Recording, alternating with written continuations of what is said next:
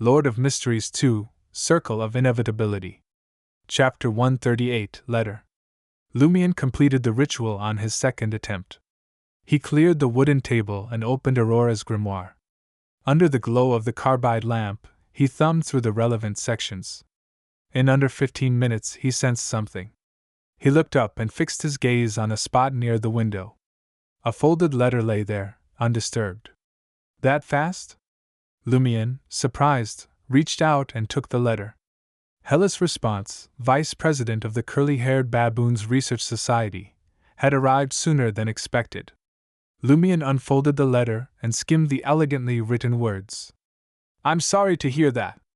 Ever since Muggle missed last month's gathering, I've had a bad feeling. There are too many dangers in this world. Sometimes we can't avoid them just because we want to unless we can control everyone around us. If you wish, you can tell me about Muggle's misfortune. You don't have to go into great detail. Just tell me the general situation. From the fact that you can summon my messenger, you should have stepped onto the Beyonder path. I'm not sure if your sister told you that this means you'll always be accompanied by danger and madness, but I have to remind you that restraint and caution are our best friends. In the future, if you have any questions about mysticism, you can ask me by writing to me.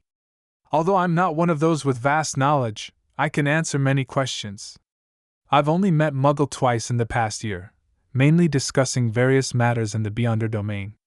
What left a deep impression on me was that she mentioned that a friend of hers was affected by a strange dream, hoping to find a solution.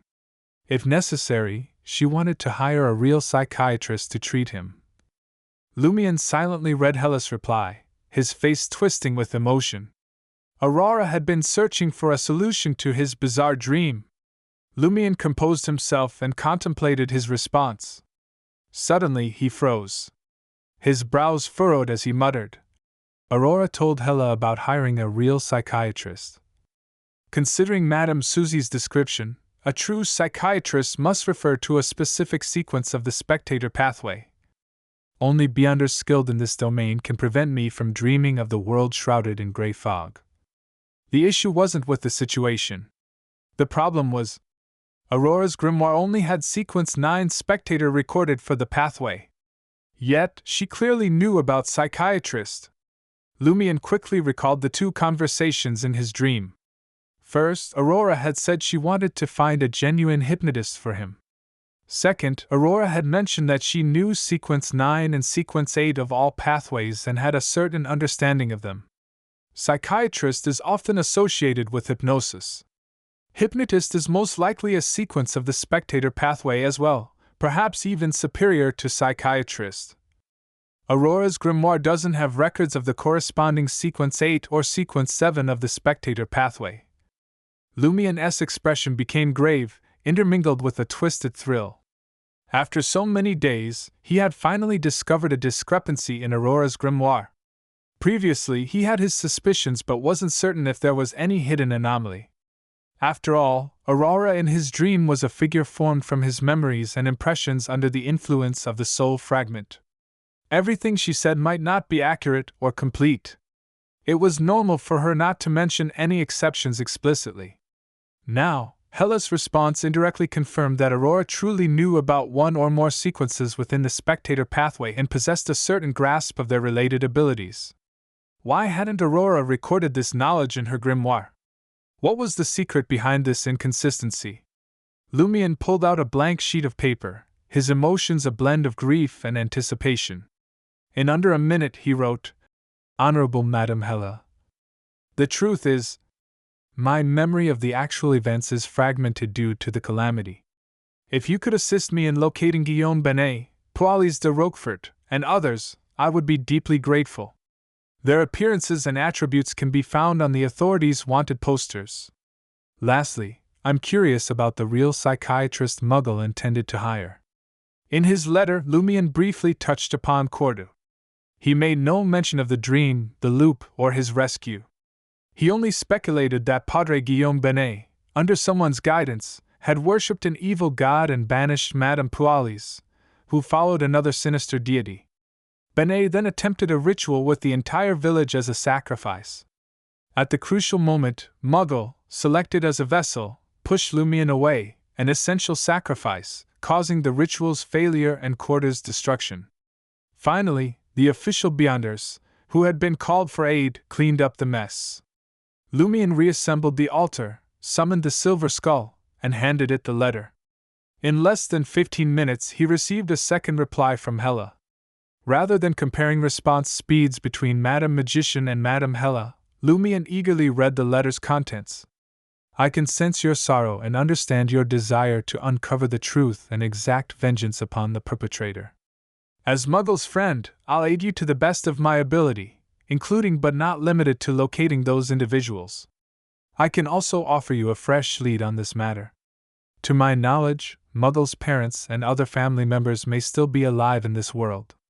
She had distanced herself from them for some reason and didn't dare return to Trier. I'm unsure if they're in any danger or if they've come into contact with the evil god's followers. I don't know which psychiatrist Muggle sought.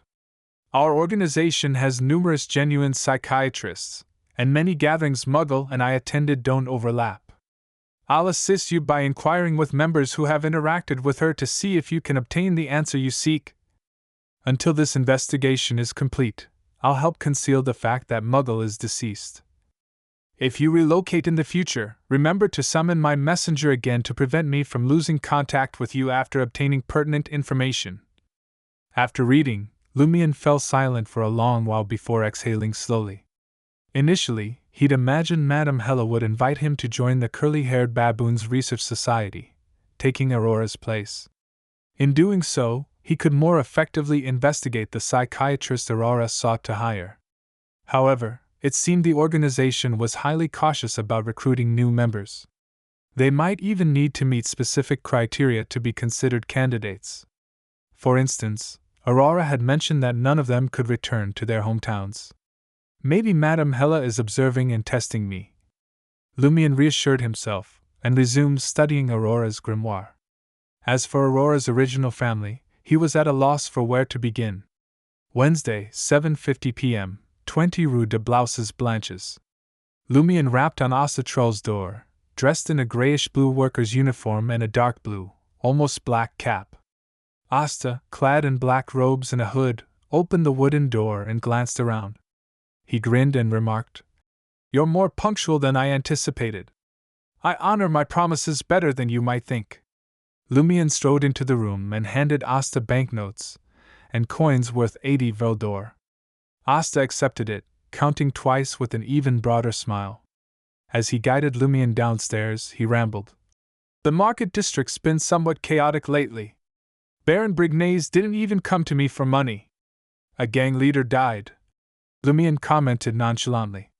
Realizing the connection, Asta said regretfully, "Why couldn't Baron Brignaise have died? Even if Baron Brignaise were dead, there'd still be Baron Guillaume and Baron Pierre. As long as the Savoy mob exists, you'd have to repay the loan you owe," Lumion taunted. Asta's expression soured.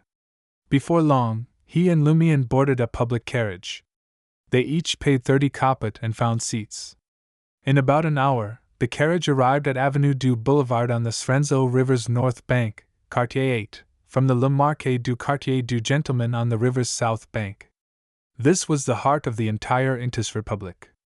The presidential pavilion of pleasure, the grand palace where Emperor Roselle once resided, and various newspaper headquarters were all here, encircled by upscale residences. Lumion had previously read in newspapers that the average rent in this district was 4,000 vel d'or annually, roughly 74 vel d'or weekly. The priciest ones could even reach tens of thousands. Noticing the empty carriage, Lumion lowered his voice and inquired of Asta, "Is Mr. K hosting a gathering on Avenue du Boulevard?" Asta smirked and replied, "Always. Psychic and Arcane have their headquarters on Avenue du Boulevard as well. You guys sure know how to hide." Lumion gazed at the broad, flat avenue outside the window, the orderly Intis parasol trees lining the street, and the elegant, light-colored buildings behind them.